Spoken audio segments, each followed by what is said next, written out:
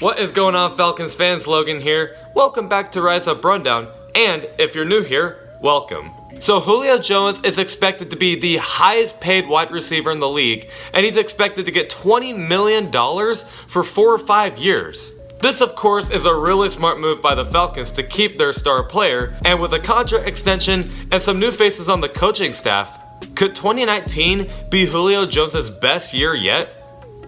Let's dive into that. So again, Julio Jones might be the highest paid wide receiver in the league with a contract extension worth $20 million for 4 or 5 years.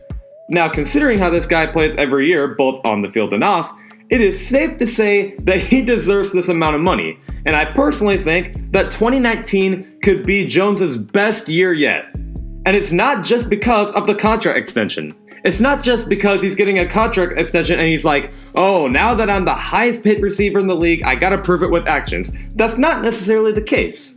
It's actually pointing more towards their new offensive coordinator, Dirk Koetter. He's clearly an offensive mastermind if he found a way for Jameis Winston to make his offense the 3rd best in the league and scored 396 total points last year.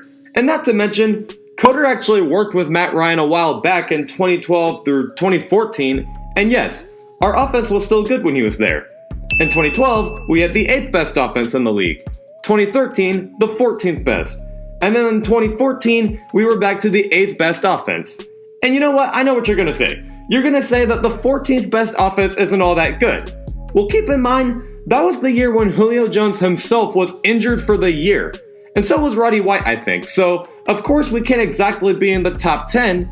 But hey, for an injured offense, 14th place isn't all that bad. Now, don't get me wrong, I don't expect Koetter to be as good as Kyle Shanahan, but can we please all agree that he will be much better than Steve Sarkisian? Everyone goes off and says that Julio doesn't get any touchdowns. Yeah, because he's under Steve Sarkisian's uncreative, boring, predictable offense. Not to mention Jones will be double teamed a lot, so Matt Ryan kind of has to find someone else. Now, I do have to mention that under Sarkisian's offense, Jones managed to still be the league's best in receiving yards with 1,677 total yards and 8 total touchdowns. So much for the double teaming and the whole no touchdown talk.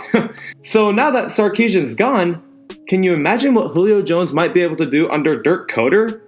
Dirk Koetter is basically where Jones started his career anyway, and he turned into a superstar.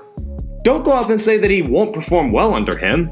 And he's going to get some help with his quarterback Matt Ryan as well. Ryan should be able to play much better under a new offensive coordinator that he worked with before, so of course he might find a way for our offense to just flow this year. And if that's the case, of course I expect Julio Jones to flow with the offense as well.